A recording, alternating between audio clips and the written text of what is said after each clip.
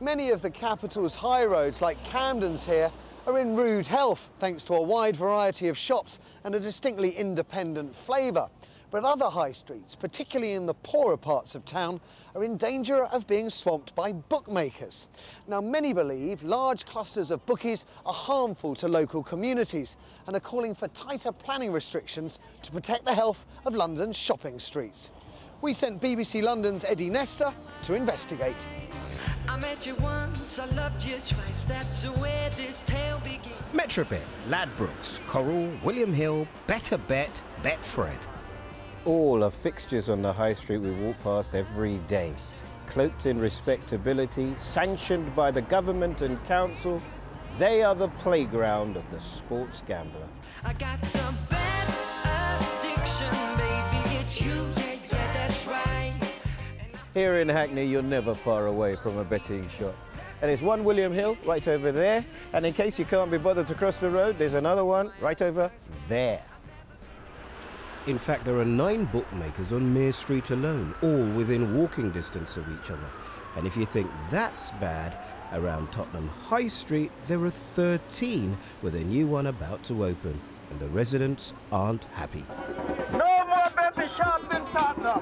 Well, the river's deep and the valley's wide, but I'm moving on. They're protesting at the loss of a music shop. Everybody's music is about to become a Paddy Power betting shop. No problems, Gosh, this brings back memories being here. I remember coming here as a kid and buying all my 7 inches. Douglas, any idea as to how long the shop's been here? How long have you been coming? Well, at least 30 years. From a little kid, you know, I've been coming here and buying music. And at the same time, it's a place where you meet your friends and buy tickets to go concerts and events and that sort. So it's more of a community spirit. Up there on Stanfiddle, there's a betting shop. Just around the corner there on Philip Plain, there's a betting shop. The reason why I feel away, because you know we have a vampire, you know, coming to the community and sucking at the community, and we can't do nothing about it. You know, I feel it, because this is my community. In the last 3 years, they've seen prime sites in the high street being taken over by bookies. In Tottenham, the residents are determined to stem the tide. For me, it's quite a strong issue that we have to try and, you know, claim back some of the streets, because if we don't now, there may not be a food shop to go to just go and buy your snacks, or it may just be what we don't want, everything else that you don't want. We have 3 or 4 together. Residents feel that it changes the whole tone of the area, drives up the sort of shops they want to see, and gives the area a tone which is not appropriate for residential areas with lots of young families. Betting shops haven't always been that prominent on the high street. Until 1961, if you wanted to place a bet, you needed to have an account.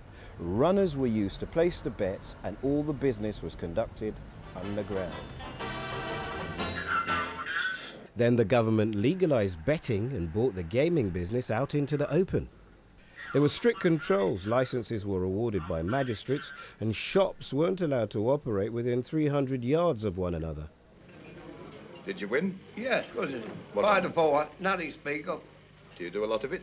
Not much. Well, how much? Well, £0.50 a day. But in 2005, the Gaming Act changed all that, making it much more straightforward for bookies to occupy shop premises.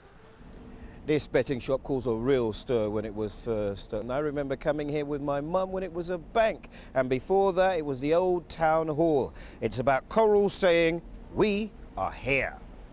This is an industry that was very heavily limited in terms of where shops could open previously. You had to have distance rules, and you had to prove demand in a court of law to get a shop on a busy street or next to another shop.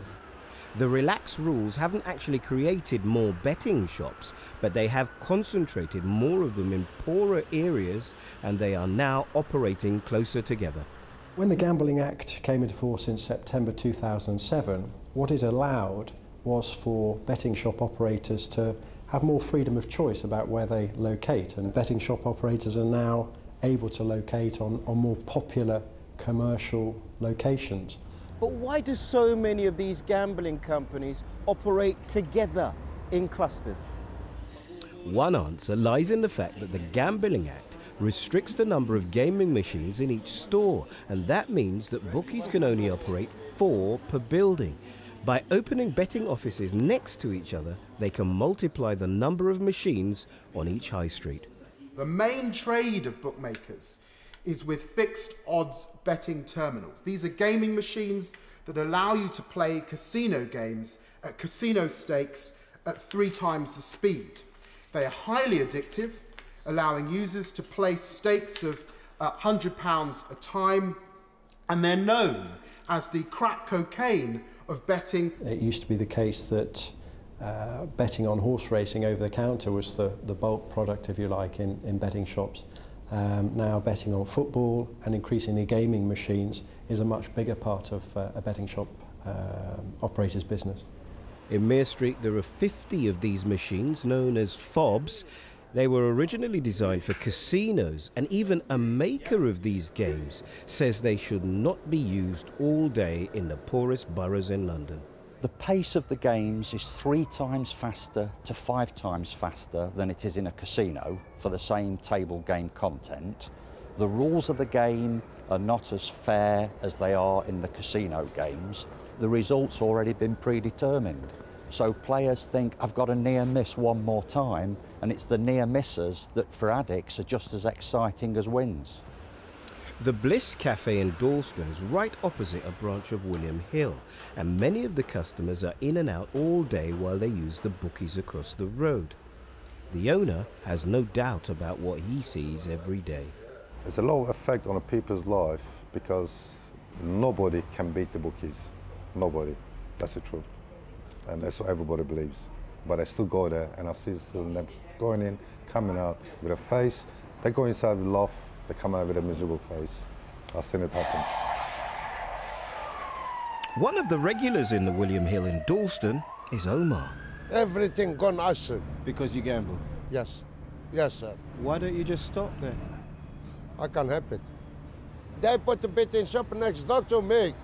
So I go to the post office, I cash my money, I give it to them. About 10 to 15% of the total population will have an addictive nature. And those people will tend, as a result of their addiction, to drop through the social stratum. They will come down market in their housing and in their social circumstances and so on.